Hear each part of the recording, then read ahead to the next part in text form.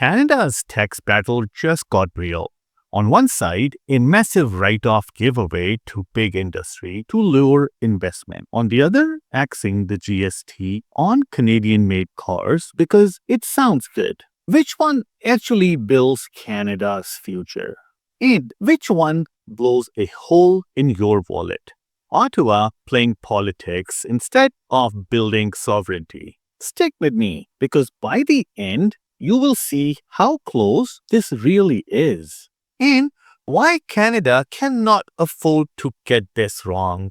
Here is what we know. Canada has been stuck. Productivity growth is crawling about 0.3% annually for much of the last decade. That means slower wage growth, fewer good jobs, and Canada falling behind its industrial rivals. Global capital is flowing. Manufacturing is sniffing new homes. China, the US, Europe, all racing Canada. We are kind of watching. That's where two very different policy ideas pop up. One is smart, complex, even kind of boring. The other is catchy, punchy, and camera-ready. But catchy does not always mean good. Let's pull back the curtains on the first idea. Carney's flagship budget move. The productivity super deduction, introduced in Budget 2025. Here is how they pitch it. Immediate expensing of manufacturing, processing machinery, and equipment.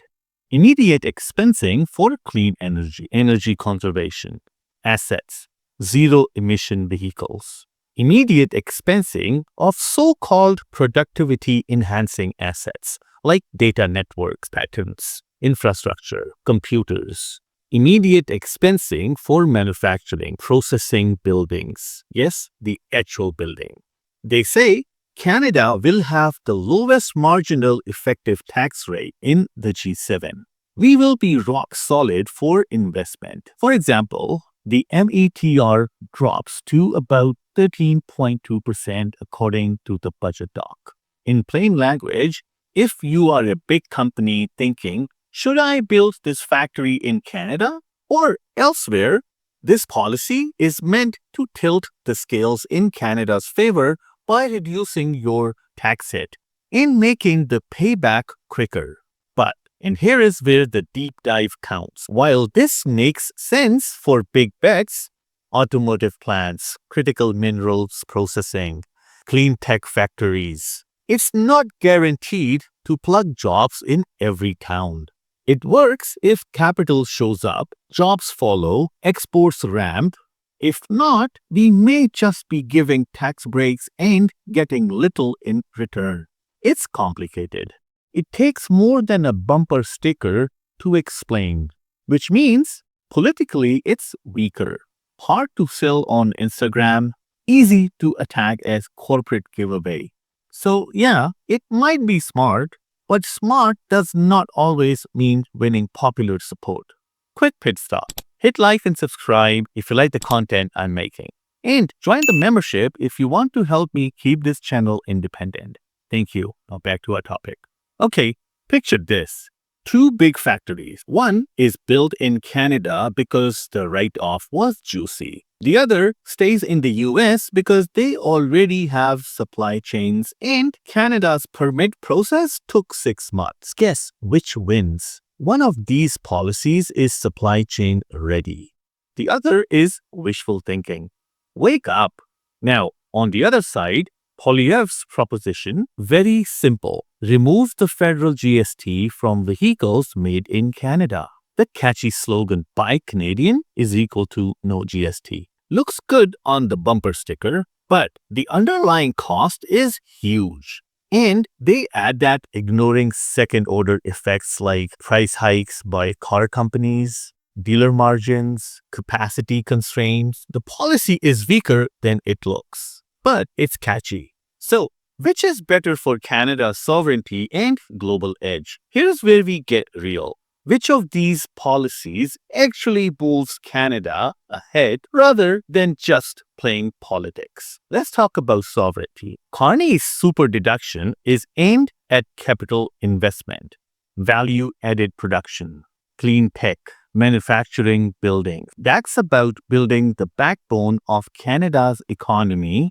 So we are not just resource exporters, but producers. Poilievre's GST cut on Canadian-made cars is about consumption incentive. Encourage Canadians to buy what's made here. That might help a bit, but only if the made here part is meaningful. The job stays in Canada. The production stays. The exports improve. If it's just tax relief with no production guarantee, it's weak.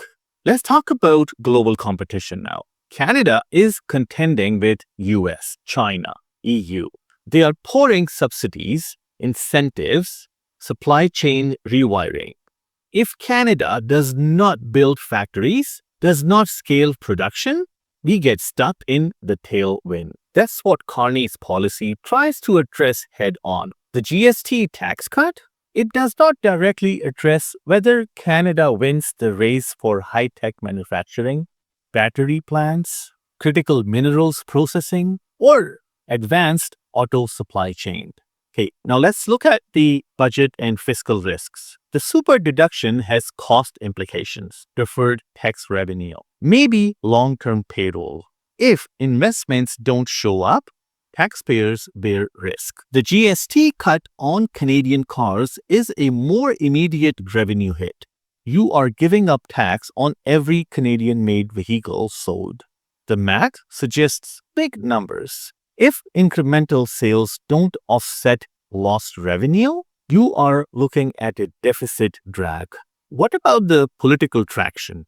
GST Acts is easy to sell to the public. We will save you $2,500 when you buy a Canadian car. The super deduction? Not so easy. It's technical, needs explaining. So here is how I see it. For Canada's long-term health, the super deduction is stronger if executed well. But the public and political battle might favor the simpler slogan policy unless you up the storytelling. So here is the reality. If you built a car in Canada, but the engine came from the US, the tax cut on your Canadian-made car might still help the US company's profits. But if you build the battery, control the IP, own the supply chain in Canada, now you are a country doing something. Which side do you want Canada to be on? So let's highlight what to watch for. For the super deduction, will companies actually invest in Canada? Write-offs help, but other factors matter. Skilled workforce, supply chains, infrastructure, regulatory certainty. Let's look at the time delays. Even if you build today, jobs and exports might show up years later. The payoff is not overnight. Risks of property speculation. Manufacturers qualify for full write-off of buildings used for manufacturing and processing. What if they move or repurpose? Recapture rules exist, but enforcement and clawbacks matter. Big firms reap more. Is government doing enough for SMEs, regional economies, indigenous-led industry? Now let's look at the GST cut on Canadian cars. Definition of Canadian-made. How much content must be Canadian? If the car is assembled here, but most parts imported, is job growth meaningful? Will car makers ramp up production to meet the incentive? Or will they just reclassify existing production and pocket the tax break without new jobs? Revenue loss. The more we give away in tax breaks, the less Ottawa has for infrastructure, training, and R&D. Things Canada critically needs. Consumer versus producer. The benefit is to the buyer, but the long-term benefit to Canada depends on production staying here. Once vehicles are imported, jobs may still leave. These are not just policy choices, they are bets. Canada is betting on either building capacity or boosting consumption. The question? Which bet has higher odds on Canada winning? So here is the deal. If Canada nails the super deduction policy and ties it to real-world factories, real jobs, real exports, we won't just be playing catch-up. We will be contenders. If we instead rely on catchy slogans like X the GST on Canadian cars and hope production magically jumps, we are playing defense. And defense in the global industrial war means we will lose because Canada's future is not built on slogans. It's built on steel, factories, brain, and balls. And that's the truth. If you liked this breakdown, hit subscribe, ring the bell, and drop a comment. Which policy do you want Canada to bet on? Investment or incentives? I'll leave that with you. Thank you so much for watching, and I'll see you in my next video.